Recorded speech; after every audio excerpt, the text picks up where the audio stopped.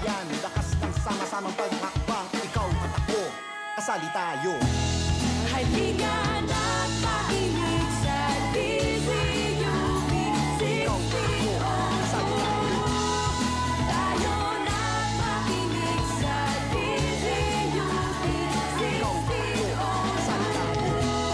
Ikaw ako tayo sa DZUP 60 Kasali ka. Oras po natin ngayon, 4 na minuto makalipas ang alas 12 ng tanghali. Ang DZUP 1602 ay kasapi ng KBP, kapisanan ng mga broadcaster ng Pilipinas. Sa DZUP 1602, kasali ka. Abay, Juan, itigil mo na nga yung paninigarilyo mo. Minsan-minsan lang naman to. Isipin mo naman kami ng anak mo. Papa, game ko na sa Sabado. Makapunta ka naman, di ba? Oo naman anak. Ayon sa Civil Service Commission, 240 Pilipino ang namamatay araw-araw dulot ng paninigarilyo. Walang kasiguraduhan kung kailan ka nito maapektuhan. Isang paalala mula sa DZUP 1602. Kasali ka. Hello? Iha, yung nanay mo na aksidente. Ha? Sinugod siya sa ospital pero kailangan ng pera. Ipadala mo na lang sa bank account. Bakit po sa bank account? Puntahan ko na lang po kayo. Saang ospital po ba? Kasi... Kaano-ano niyo po si Mama? Ano po basta. bang pangalan ninyo? Manloloko? Scammer? Maaaring i-report ang ganitong insidente sa Philippine National Police sa hotline na 117. Isang paalala mula sa DZUP 1602. Kasali ka. Oblation Run! Fighting Maroots! Isaw! Sunken Garden. Lantern Parade! Uta! Puso! UP! Pasok ka rito! Tara sa kwentuhang may uta. Kwentuhang may puso. UP atin to!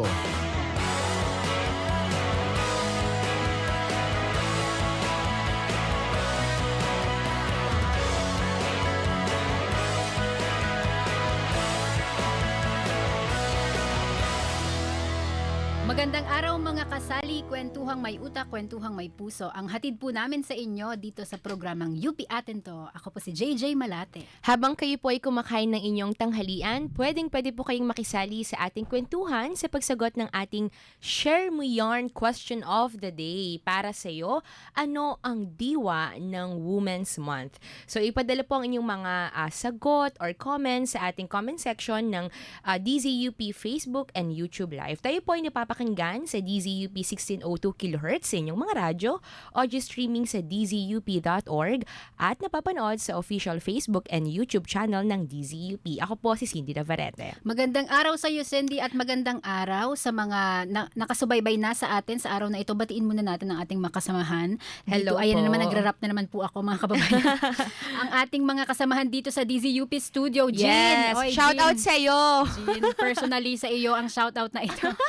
Sa ating mga kasamahan sa Tech Booth, magandang araw. Sana ay masarap ang inyong ulam mamaya. Yes. Mamaya, ayan. For our kwento segment, bida pong mga highlights mula sa kasaysayan at mahahalagang kaganapan sa mga nagdaang taon dito po sa University of the Philippines. Muli po natin itong babalikan at iririkwento para sariwain at manatiling buhay sa ating mga alaala. For our kwento of the day, here's a story from UP 27 years ago.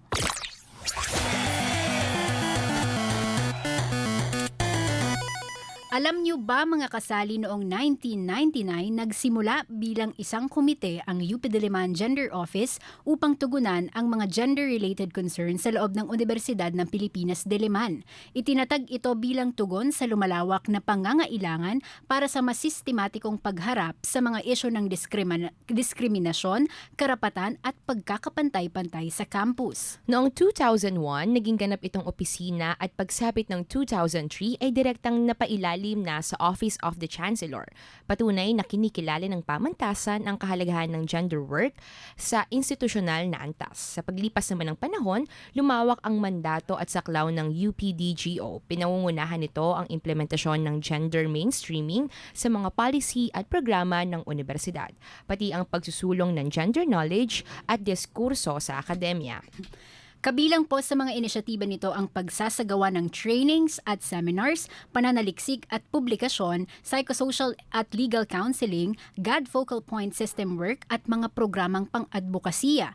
Nakikipagtulungan ito sa 24 na kolehiyo at 58 unit kasama po ang iba't ibang sektor ng komunidad dito po sa UP Diliman. Higit pa sa isang tanggapan, nagsisilbi ang UP Diliman Gender Office bilang tagapagtaguyod ng isang makatao, ligtas at gender-responsive na campus. Sa pamamagitan ng mga programa at polisiya nito ay itinataguyod nito ang karapatang pantao ng kababaihan at ng pag-aalis ng discrimination batay sa sex at sexuality. Mula po sa pagiging komite noong 1999 hanggang sa pagiging sentro ng institusyon ng gender advocacy sa UP Diliman, malinaw ang naging paglalakbay nito tungo sa mas inklusibo at makatarungang pamantasan. Ito ang tunay na utak at puso ng ating rekwento sa araw na ito. Ito po ang UP Diliman Gender Office. Ayan, samahan nyo kami mga kasali sa panibagong biyahe ng ating Ikot Rides dito po sa UP Aten to dahil ngayong buwan ng Marso, ginugunita po natin ang National Women's Month,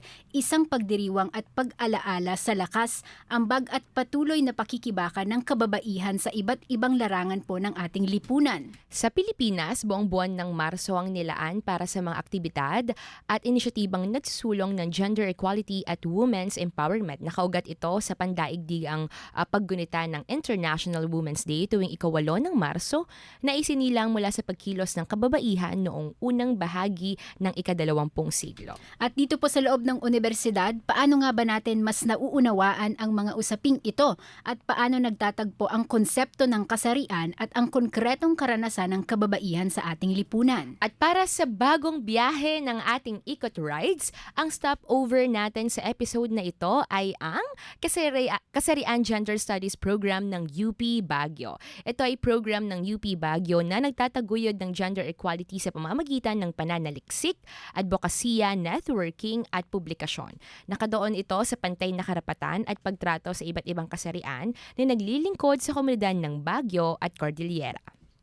Para po samahan tayo sa isang makabuluhang kwentuhang utak at puso, makikisali po sa ating usapan sa araw na ito si Mr. Carlo Frances Luwayon, ang convener po ng Kasarian Gender Studies Program ng University of the Philippines, Baguio. Bukod sa kanyang tungkulin bilang convener, isa rin siyang full-time faculty member sa Broadcast Communication Discipline sa Department of Communication, College of Arts and Communication. Nakatuon naman ang kanyang pananaliksik sa gendered representation sa popular media. He supports women's rights and he believes that the world would be a much safer and efficient place if women were to lead. Welcome to the program. Thanks for joining us po today, Sir Carlo. Hello po. Magandang araw, Sir Carlo. Hello, magandang araw at isang maligayang Women's Month po sa ating lahat, ano?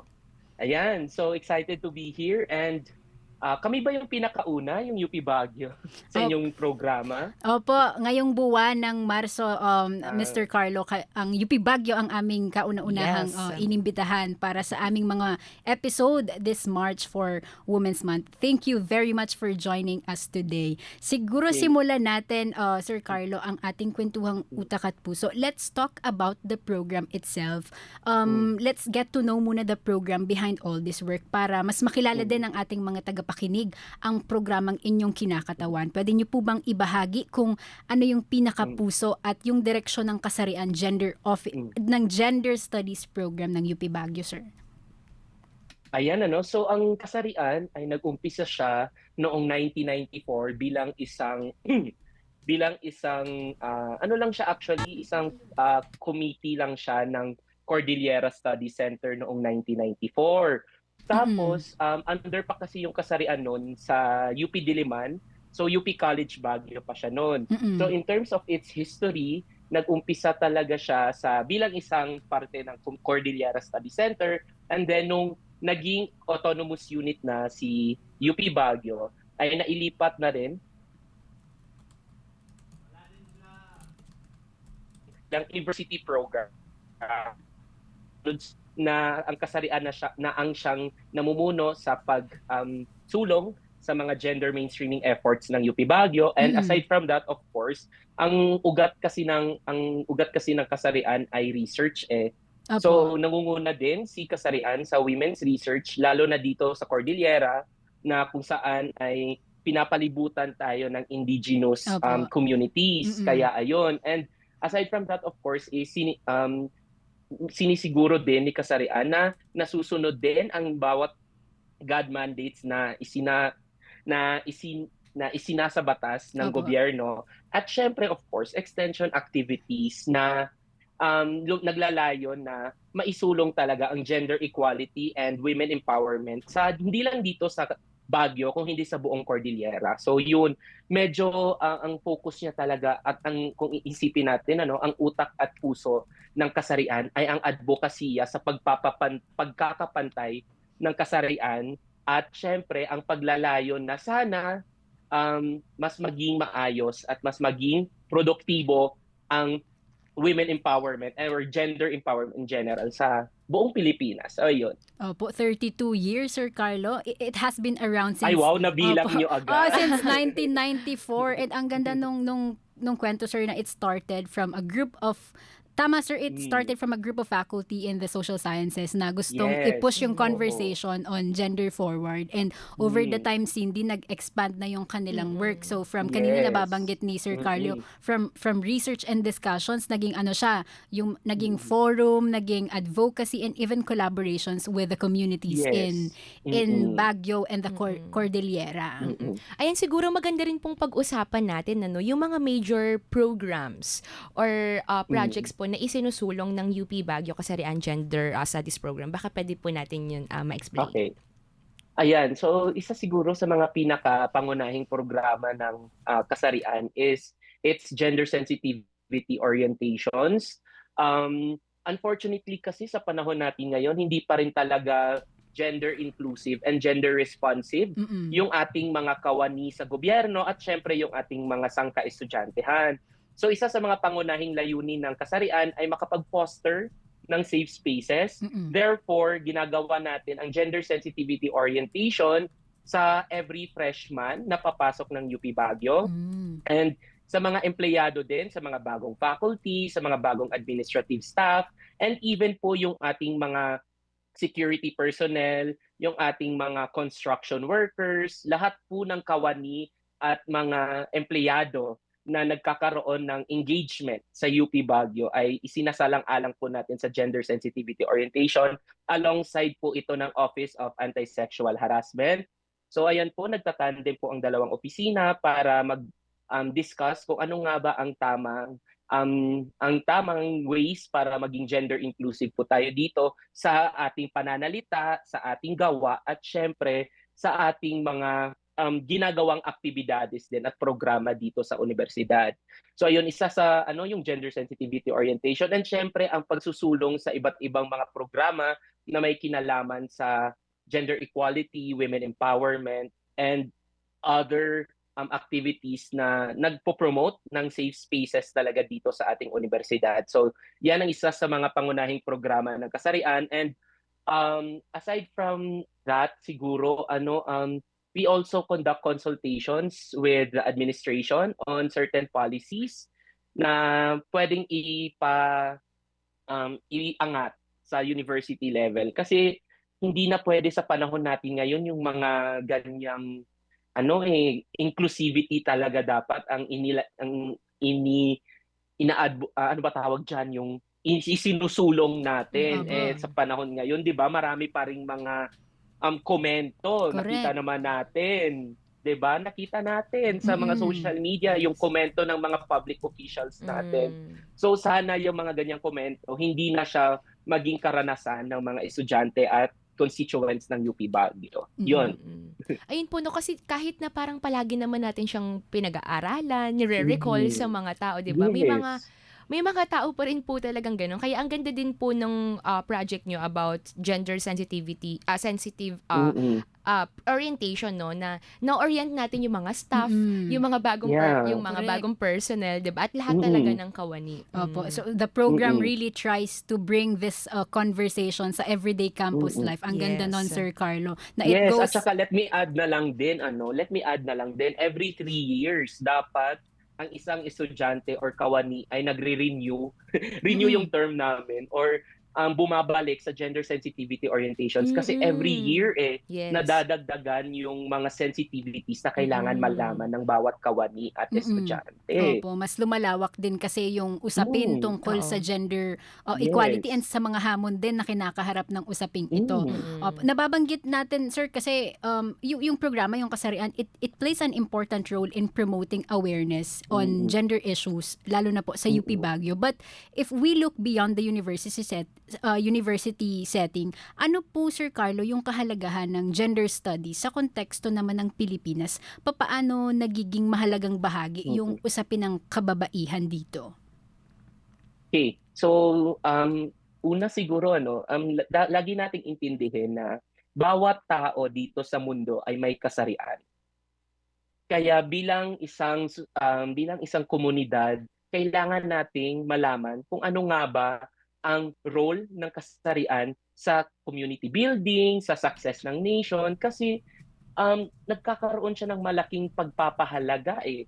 Ang kasarian ng isang tao ay siyang nagiging basehan minsan ng kanyang mga pulisiyang isasagawa or kung paano niya isagawa or paano niya buhayin kumbaga ang sarili niya. So isa siyang malaking importanteng aspeto ng buhay ng isang tao. Kaya mahalaga din talaga siyang pag-aralan at i-integrate hindi lang sa sarili nating pagkakatao, kung hindi sa identidad ng isang community or ng society in general. And at the same time, gender studies kasi is something that is really parang hindi siya ganun ka-popular dito sa Pilipinas.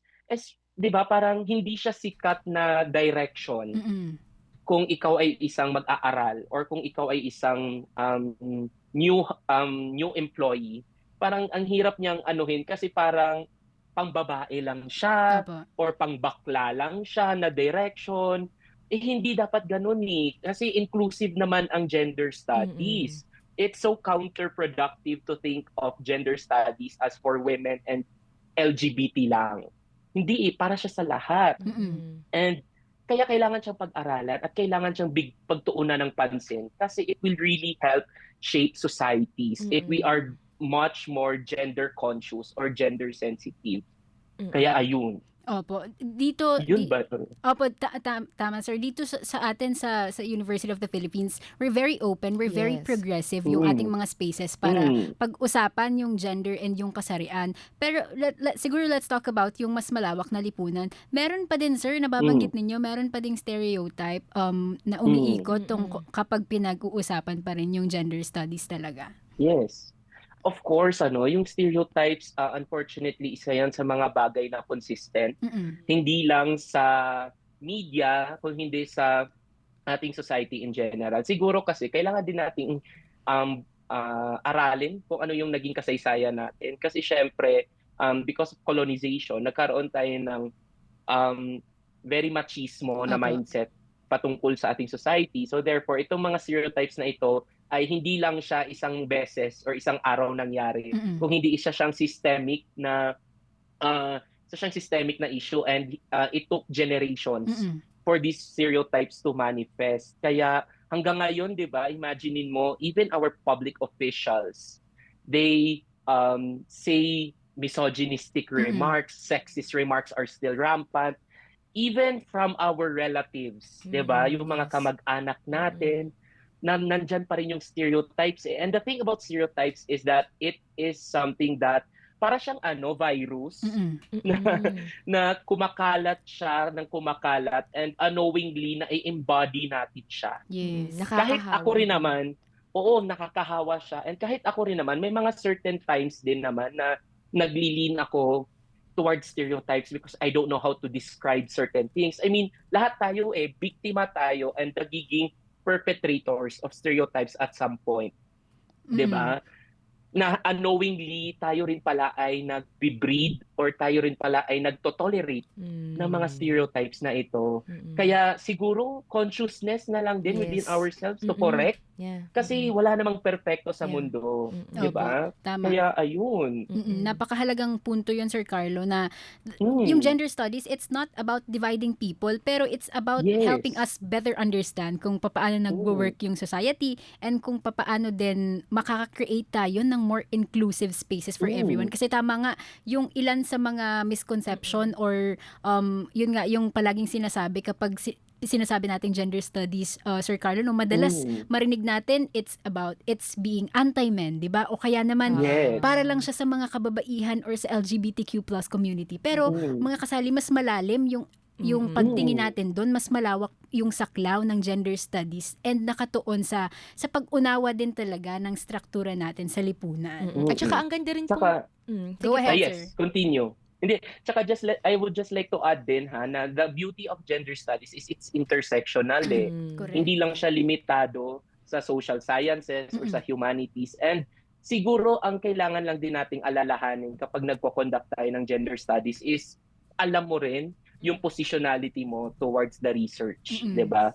Kunyari ako, cisgender ako, ang hirap mag-aral ng trans or ng queer studies kung hindi ako parte ng komunidad. Opo. Therefore, I have to acknowledge my positionality, my gender identity kapag nag-aaral tayo ng gender studies. Kumbaga, inklusibo siya, pero kailangan mo rin siyang intindihin na alam mo rin kung ano ba dapat yung sensitivities ng pag-aaral nito with relations to your gender. So yun.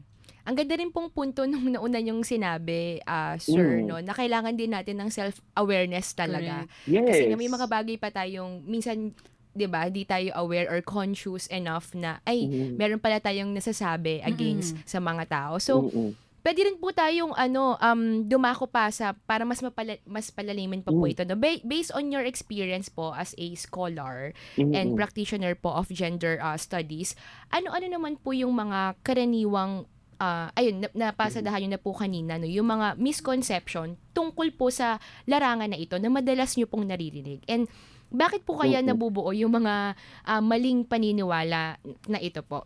Siguro, Sir Carlo. we talked about doon, sir, sa bakit nabubuo yun? Bakit nabubuo yung mga maling paniniwalang ito? Ano yung paano nyo siya nililinaw specifically sa loob din ng university and then sa labas din po ng akademya? Okay. So una is yung nabanggit ko nga na ang gender studies ay kadalasang iniisip ng lahat na ang usaping gender studies ay may kinalaman lamang sa kababaihan o hindi kaya ay sa kabaklaan or sa queer studies. Pero yun nga, like what I mentioned, hindi lang naman yan yung mga genders or kasarian na meron tayo. Pagdating sa gender studies, pwede rin naman kasi ma-discriminate ang mga kalalakihan. Pwede rin naman sila na, meron din silang, parte kasi sila ng gender studies din yung cis-heteros. Kasi parang pero kailangan din kasi nating intindihin na women and the LGBT community and other marginalized genders have things harder. Parang kumbaga mas mahirap. Kaya mas madalas na sila yung pinag-aaralan kasi sila yung mas may karanasan sa karanasan pagdating sa kahirapan, sa mga multisectoral na aspeto, sila yung hindi nabibigyan at napagtutuunan ng pansin. Kaya siguro ganun yung naging mindset natin na puro women and LGBT yung study na yan. And then of course, isa rin is yung social studies, ang women or gender studies daw ay exclusive lang for social sciences and humanities. But that is not the case. Kasi meron din namang sciences involved si gender studies. For example, the study on sexual and reproductive health. Meron din siyang kaakibat na yung mga biology. Kasi I've also had in conversations with other doctors na parang meron talaga daw apparently na parang impact yung biological factors sa kasarian ng isang tao. Hindi lang siya nurture, kung hindi meron din siyang nature aspect. So it's really, the beauty of gender studies is that it's really intersectional. Kahit saang sektor ka pa man ng industriya ng research nang galing, pwede ka talaga mag-aral ng gender. Kasi yun nga, ang gender ay isa siyang intersectional na parang, kasi lahat nga tayo may kasarian. So ayun, kaya sana mabago na yung isip na kapag lalaki ka, hindi ka pwedeng mag-research on women's studies or LGBT. Ang kailangan lang naman doon is yung talino mo at yung sensitivity mo Yes. on the topic or the issue that you choose. Hindi po talaga basehan kung ano yung kasarian mo as a researcher para mag-conduct ka ng gender studies. That's why it's important to talk about this, Cindy, no? Na pinagpapatuloy yung mga usaping ito para magbukas ng conversation about dito. Sir Carlo, sa kabila ng mga nakamit na tagumpay ng mga kababaihan, ngayon po mas bukas na yung mga usapan tungkol sa gender, of course sa media din, sa paaralan, and even sa social media. Pero kasabay nito, meron pa ding mga hamon and hindi pagkakapantay-pantay na lumilitaw. Sa kasalukuyan, ano po yung ilan sa mga pinakamahalagang isyong may kinalaman sa kasarian na kinakaharap, sir? Well, una siguro sa aspeto ng kababaihan, meron pa rin talagang diskriminasyon kahit saang sektor ng lipunan. So sa workplace, meron pa rin diskriminasyon, marami pa rin ang mga trabaho na hindi available for women, kahit ang qualification lang naman ay skills at talino, may mga aspeto pa rin na hindi napipili ang kababaihan pagdating sa workplaces. And pangalawa dyan siguro pa rin ay yung misogyny. Very rampant pa rin talaga siya. And kung dati ang misogyny ay nag-i-exist lang siya sa interpersonal communication, ngayon ang misogyny ay nag-i-exist na siya sa mga digital spaces natin, such as online, social media, the internet, hindi lang, kumbaga, times have changed, pero at the same time, nagkakaroon din ng iba't ibang mukha. Yes. Or nagkakaroon ng iba't ibang uri ang diskriminasyon, lalo na sa mga kababaihan. Patungkol na dyan yung sa Facebook, na, oh my God, public space, alam naman natin na public ang Facebook, pero why would you still post sexual comments targeted towards women, mga kalaswaan, mga kabastusan? Rampant pa rin talaga siya sa social media, and people are hiding behind online or internet personas to make this uncalled remarks. Di ba? Parang, times have changed, pero sabi nga ni Nadine Lustre, di ba, 2026 na. Yes. Hindi ako sure kung ano yung year exactly, pero di ba, 2026 na, nag-i-exist pa rin yung ganitong mga comments. And yun yung isa sa mga unfortunate realities that women are still living to this day, regardless of how successful they are, regardless of their achievements, they are still being reduced and subjected to the male gaze, ika nga. Or they become fantasies for men. Kahit gaano ka pa ka-successful, you are just a body for men to be objectified. Opo. Ayun, rampant pa din talaga, Sir Carlo, yung gender-based violence, no? Yung iba't ibang uri ng karahasan na nangyayari dahil sa kasarian. And of course, andun din, nabanggit ni Sir kanina, yung economic inequality din pumapasok, yung hindi pantay na opportunity sa trabaho and of course sa kita. How about, Sir, sa underrepresentation sa pamumuno naman and sa politics? Rampant pa rin po ba ito sa kasalukuyan? Ayan, so, lagi nga nating nakikita pa rin sa social media na hindi ko iboboto yung presidente kasi babae siya. Babae siya. Ano ba yung requirement para maging presidente? Una, ikaw ay isang Filipino citizen lang naman. Yes. Bakit? May nakalagay ba doon na lalaki siya dapat? Di ba? Wala naman. Pero people still have this mindset kasi that women cannot lead because they are emotional. They are not meant to do parang they can't do critical thinking, that their position is pangbahay lang talaga. Their place is in the household, not in the Malacanang Palace. 'Di ba? Parang yung mga ganyang mindset kasi bunga din yan siya ng ating kasaysayan eh. Opo. And unfortunately, ingrained na yan siya sa isip ng karamihan sa atin. And ang unfortunate pa dyan ay hindi lamang ang mga statements na ito nanggagaling sa mga lalaki, kung hindi sa mga babae din themselves. meron ding internal misogyny na nangyayari patungkol sa pagpili ng mga leaders natin. Eh kung iisipin mo nga, women are more than capable Yes. of leading the country. Pero unfortunately, nagiging factor ang kasarian pa rin ng isang babae para siya ay maglingkod sa bayan. Eh kung iisipin mo nga, di ba dapat lang naman ang criteria dyan, aside sa pagiging Filipino citizen, ay ang puso at ang utak na magserbisyo sa kanyang mga kapwa. Di ba? Ganun lang naman siya eh. Yes. Bumabalik sa utak at puso talaga, Yes, Sir Carlo, bumabalik no? sa utak at puso. Di Tsaka, ba? opo, tsaka yung dun din pumapasok, sir, yung gender roles talaga, no? Kung papaano yung societal expectations and yung mga norms na nagdidikta sa mga individual kung papaano dapat babae ka, ganito ka lang, di ba? Kung lalaki ka naman, ito ka dapat, di ba? Ganun yung mga kind of expectations na nahubog, na ngayon, di ba, binabago natin yung pananaw natin tungkol doon. Kasi nga, iba na, di ba? Bumabalik tayo kay Nadine Lustre. 2026 na. Oo. Oo nga, di ba? And despite the progress that women have done in society, Correct. nare-reduce pa rin talaga sila sa mga stereotypes, unfortunately, which is so backward of us, unfortunately. Ayan. So siguro, Sir Carlo, maganda na rin pag-usapan since ang dami nyo na rin pong nababanggit about po sa kahalagahan ng mga kababaihan. Pag-usapan naman po natin, ano po ba talaga yung importansya ng pag-celebrate po ng Women's Month sa Pilipinas? Oo nga, kasi syempre babad na babad ako sa social media. Tapos marami pa rin akong nakikita na mga komento na bakit pa natin sinasagawa ang Women's Month. Nasa kanila naman na daw lahat.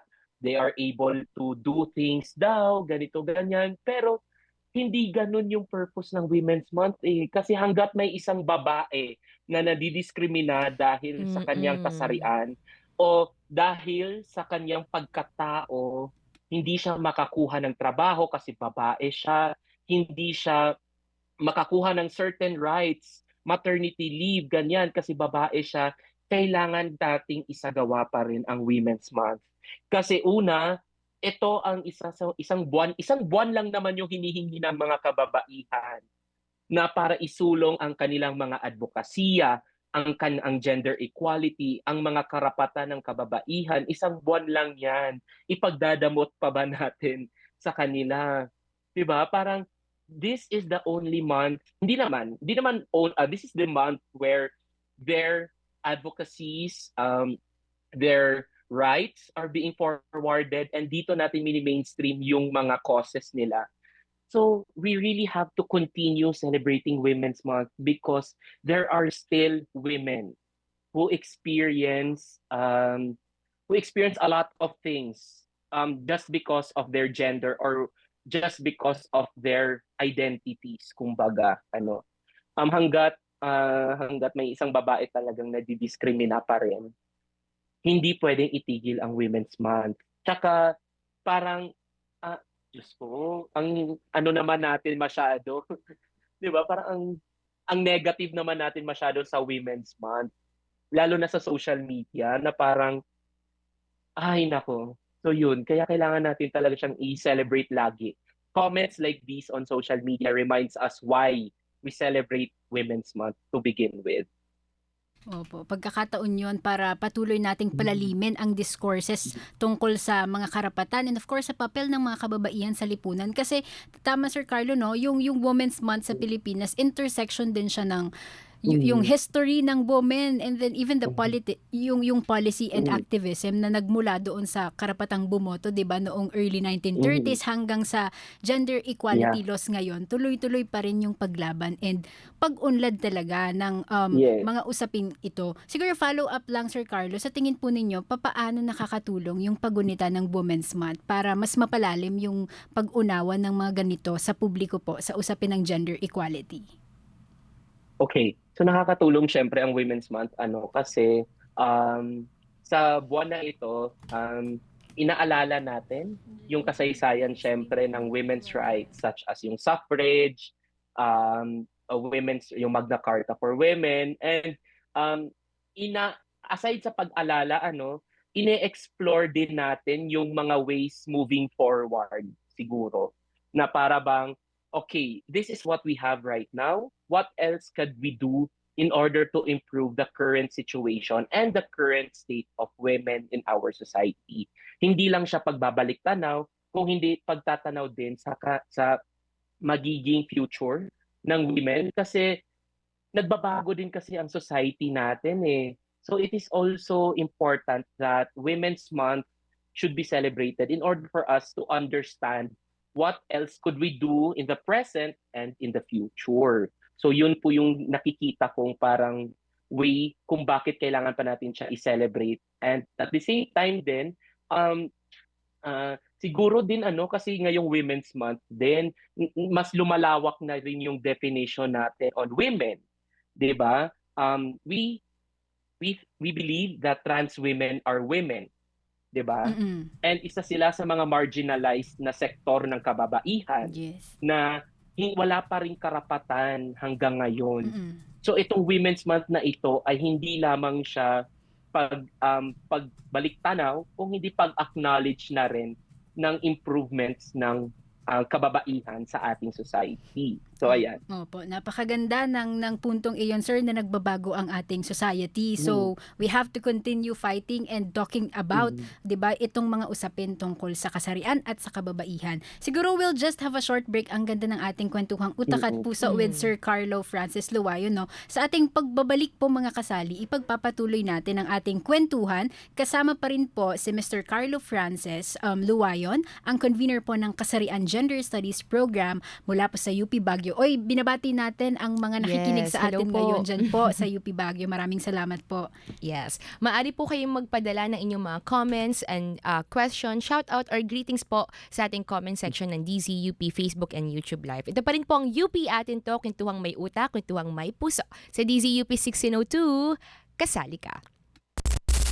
Ano daw ang nangyari sa Lata pagpasok niya sa Universidad ng Pilipinas? Naku, ibang bungad to. Si Kuya Mark, kung napapakamot sa atin. Ano ba nangyayari sa Lata? Di na, UP. Isang magandang reunion ang pagbabalik dito sa DZUP Studio. Para saan naman ng utak kung walang puso? Best part of my education is my life in UP, and I'm very proud to be from UP. Hindi mo naaapakan yung karapatan niya. Your idea of a strategy will be as good as any. Produced it with compassion, with feeling, and with integrity, then those stories have been worth doing and sacrificing for. Lumalalim, lumalawak yung pananaw natin sa media at komunikasyon. Lahat tayo may kakayahan, lahat tayo may masasabi. Kasali po kayo sa ating talakayan. Sa DZUP 1602 kHz sa inyong mga radyo, sa audio streaming sa dzup.org, sa Facebook page at YouTube channel ng DZUP. Abangan pa po ang iba pa pong episode sa bagong kaalaman ngayong tanghalian. Kwentuhang may utak, kwentuhang may puso, UP Atin To.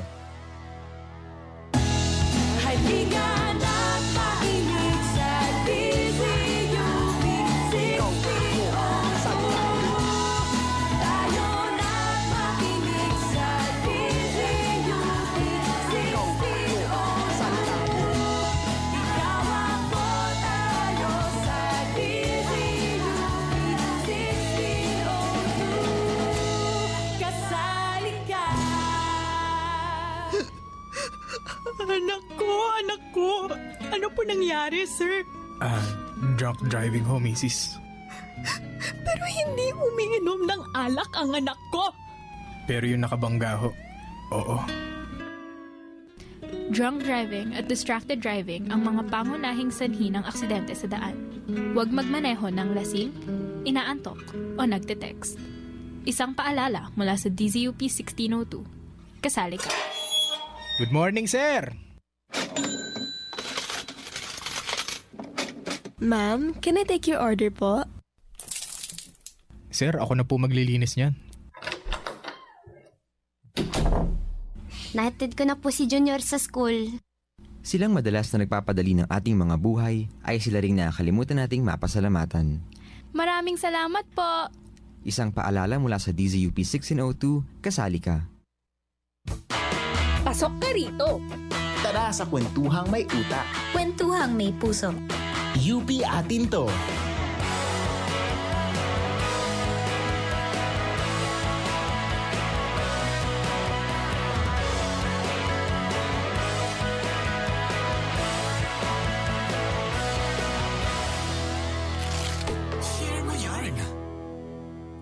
Hello, ako po si Ralph Montes mula sa BAB-MAS. At para sa akin, ang pag-celebrate ng Women's Month ay ang pagkilala sa mga wins ng mga babae, gaya ni Heidelin Diaz, na mga direktor gaya ni Antoinette Hadaone, at kung ano pang mga magagandang naambag nila especially sa media, since nasa CMC tayo. So, ayun.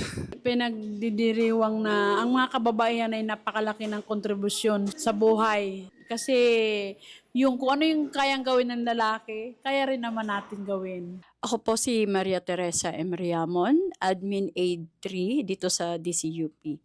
Ang kahalagahan sa akin ng Women's Month bilang nanay, dapat talagang pahalagahan ang mga kababaihan, lalo na ang mga nanay, dahil siguro kung hindi dahil sa amin, di ba, hindi rin magkakaroon ng diwa yung pagkakaroon ng anak. Kasi bilang nanay, ikaw yung naguhubog ng magandang asal ng iyong mga anak. Sila din ang nagtuturo sa atin magmula umpisa, pagkapanganak at hanggang sa paglaki ng mga bata. Sa atin kumukuha ng lakas ang ating mga anak.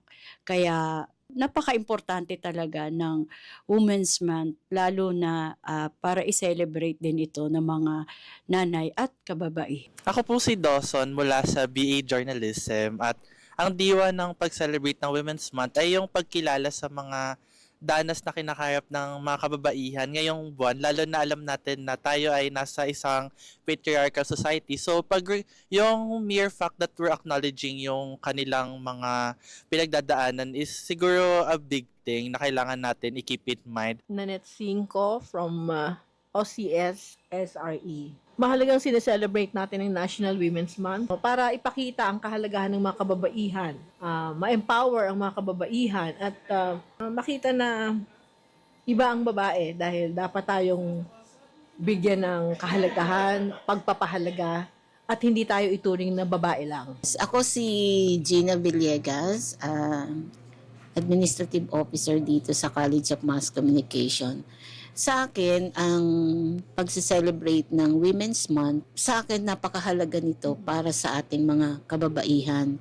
Dahil sa ngayong mga kapanahong ito, ay marami tayong mga challenges na hinaharap bilang magulang, bilang isang government employee. Kaya din natin sineselebrate ang Women's Month is because para i-recognize natin ang kakayanan at ang mga kagalingan, ang mga leaders na kababaihan, yung tumitindig sa mga issue ng bayan, ng Pilipinas. Ang gusto ko yung mga sila Senator Risa Hontiveros, sila dating Senator Laila de Lima, talagang nakikipaglaban sila kung ano ang karapatan ng isang babae. Share mo yarn! Ayan, nagbabalik po ang ating kwentuhang may utak, kwentuhang may puso. Ito pa rin po ang UP Atin To. Ayan, maraming salamat po sa mga kasali natin na nag-join at sumagot po ng ating Share Mo Yarn. Yes, question of the day. At kasama pa rin po natin sa ating kwentuhang Ikot Rides, si Mr. Carlo Francis, convener kasarian Gender Studies Program ng UP Baguio. Sir Ayan. Carlo, bati ka ulit sa ating mga kasali. Hello po sa lahat po ng nanonood ng DZUP at sa mga kasamahan ko po dyan sa UP Baguio. Ayan. Shout out malamig po dito ngayon. Yes, sana all. Kasi mainit na po dito sa amin sa Metro Manila eh. Pero Nagsisimula matraffic na. ngayon. Correct, opo. Hindi pa rin mawawala ang traffic. Yes. Ayan. Sa unang bahagi po ng ating usapan mga kasali, na pag-usapan natin yung tungkol sa Kasarian Gender Studies Program ng UP Baguio and bakit mahalaga yung gender studies sa konteksto ng Pilipinas, no? Pati na rin yung ilan sa mga gender issues na kinakaharap natin ngayon. Ipagpatuloy natin, Sir Carlo, ang ating kwentuhang utak at puso kasi sa paglipas ng mga taon, lalo na po sa panahon natin ngayon sa social media, and mabilis na din yung palitan ng ideya, papaano po nagbago yung talakayan tungkol sa gender and women's right? Nakikita ba ninyo na mas nagiging progresibo or bukas or mas nagiging polarizing pa rin siya ngayon? Mm. Siguro kailangan din nating intindihin na mayroong possibility na sa social media magkaroon tayo ng isang tinatawag na echo chamber wherein kadalasan sa mga friends natin ay makikita natin na progresibo na yung mga usapin at talakayan tungkol sa women's rights, sa gender equality, ganyan. Pero I really do believe that what happens in digital spaces such as social media, both of these things are happening simultaneously. Para ang nangyayari po dito is merong progressive comments supporting women, supporting gender equality, but also meron pa rin po talagang mga iilan, or actually hindi nga sila iilan marami-rami rin na mga nagkokomento pa rin na nagki-create sila ng mga debates na parang women have it too much, we are way too easy towards women. So kumbaga meron pa rin both polarizing opinions on women and progressive comments exist in social media. Kasi nga, the thing about social media is accessible siya for everyone Para siya sa lahat. Kaya kung minsan ang mga tao hindi nag-iisip kung ano yung opinion talaga nila, yun din yung ipopost nila sa social media. And based lang on my observation din, marami pa rin talagang cases of comments targeted towards women na hindi talaga mas maangkop na sabihin mo sa digital spaces. So I would say that progress is already there, but at the same time, we are still being held back by comments that are misogynistic, sexist in nature, which still exist simultaneously with those positive comments. So yun. Opo, interesting. Diba?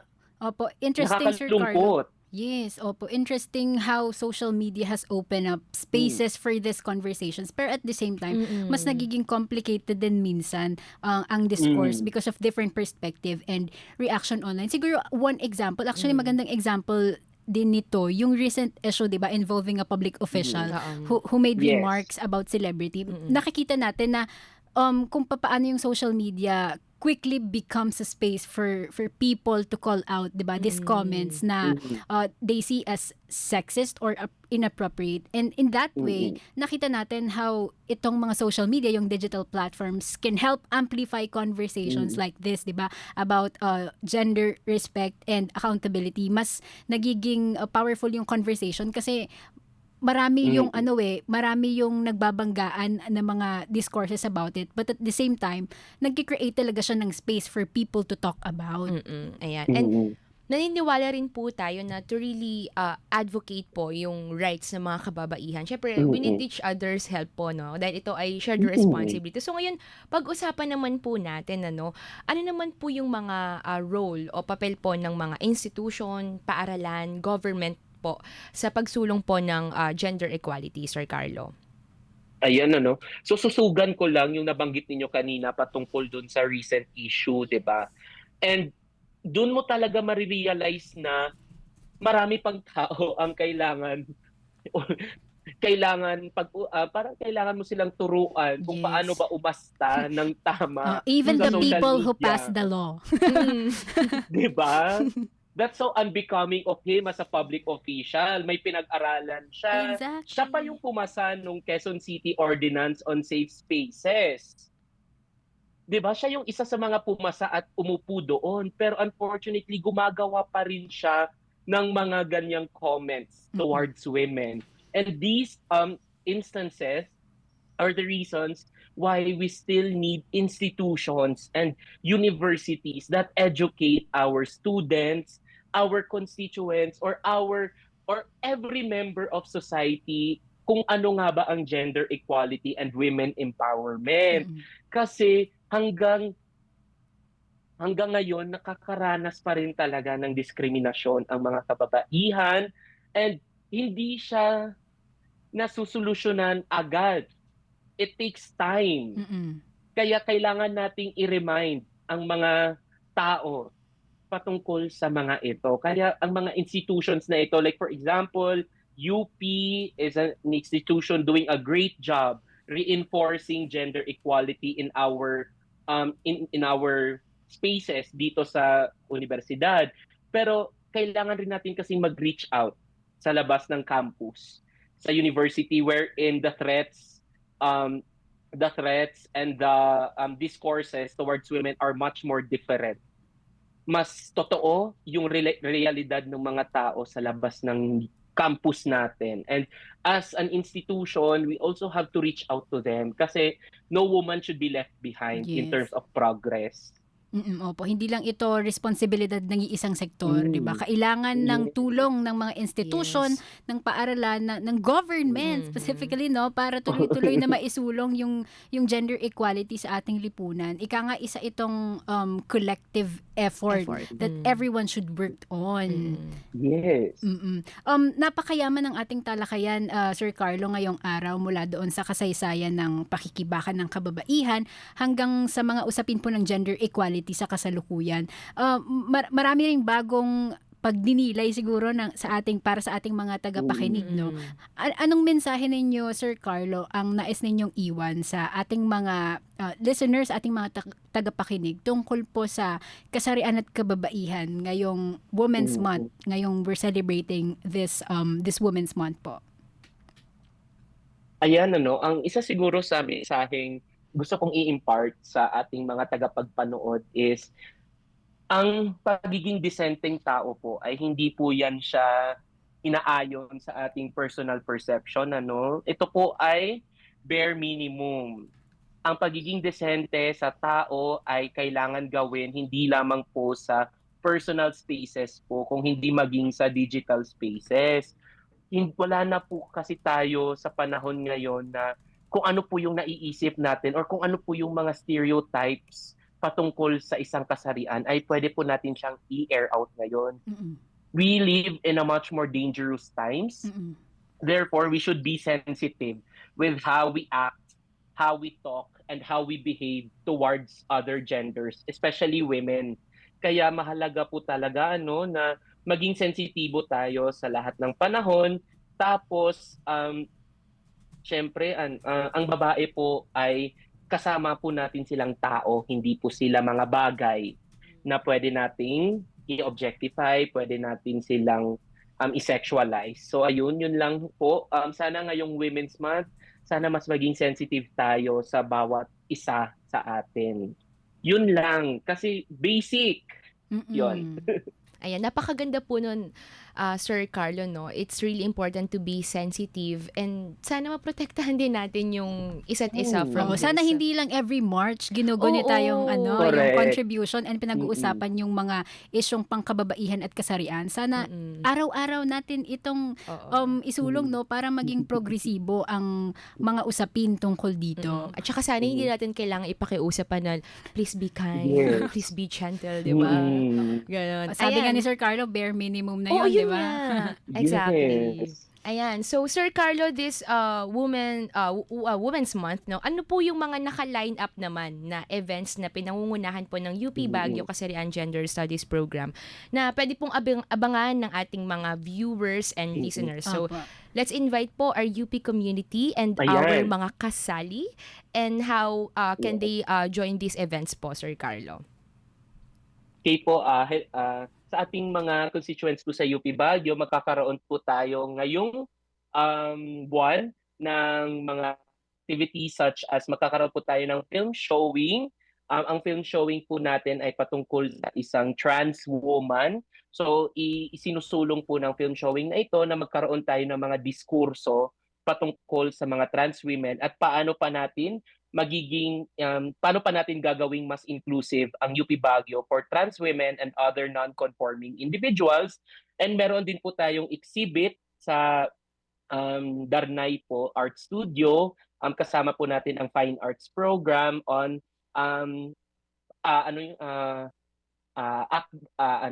about kababaihang anak pawis. So ayan, so exhibit siya. And then isa sa mga major activities din ng kasarian is ang Pakabigbigan, which is a colloquium on women's and gender studies for our undergraduate and graduate students. And ang ating closing remarks naman would be a forum on the state of women dito sa Cordillera in partnership with women's organizations dito sa Baguio, such as Inabuyog Metro Baguio and Inabuyog Youth. So ayan, I look forward to your participation sa mga events natin sa Baguio. And malay nyo, kapag napadaan kayo ng Baguio, you may also join us sa mga events namin, di ba? Opo. Yan, bumisita kami dyan before 2024 yung DZUP nung kami ay nagkaroon ng strategic planning. Nakabisita tayo sa UP with Baguio. Sir Dennis. With Sir Dennis yata yun. Yeah. Opo. Maraming salamat. Siksik, liglig, umaapaw Yes. mga kasali ang mga event ng UP Baguio. Di ba kaabang-abang po yung mga nabanggit ni Sir Carlo. Sana po ay kung kayo ay may oras, no, makadalo po kayo sa mga events na ito. And of course, dito din po sa UP Diliman, marami-rami din po ang mga nakahanda at nakalinyadang mga programa para sa pag-celebrate at paggunita po ng Women's Month. So, abang-abang lang tayo guys sa mga social media accounts, mga official social media accounts, lalo na dito sa DZUP. Thank you very much for joining us today po sa ating Kwentuhang Utak at Puso, Mr. Carlo Francis Luwayon, ang convener po ng Kasarian Gender Studies Program ng UP Baguio. Thank you very much, Thank you so sir. much po, Sir Carlo. Yan. Maraming salamat din sa inyong imbitasyon and we look forward to more partnerships in the future. Yehey. Ayan. And shoutout po ulit sa mga nanonood po from UP Baguio. Para sa mas marami pang makabuluhang diskusyon sa loob at labas ng Oblation, bisitahin po ang aming website, dzup.org, at ilike po ang aming Facebook page at mag-subscribe na po kayo sa aming DZUP YouTube channel. Ako po si Cindy Navarrete. Maraming salamat, Cindy. Happy Women's Month. Yehey. Sa pangalan po ng ating mga kasamahan sa programang ito at sa DZUP, mula po sa production team, si Almira sa Cindy, streaming and online team, Jansen, Jean, Nedge, sa ating technical team, Kuya Mark, Kuya Ramon, Kuya Raymond, sa ating program director, si Michelle, at sa ating DZUP station manager, si Assistant Professor Ivy Claudio. Maraming salamat po sa inyo. Ako po si JJ Malate at sa DZUP 1602, Kasali Ka. Kwentuhang may utak. Kwentuhang may puso. UP atin to. Lunes hanggang Biyernes sa DZUP 1602, Kasali Ka.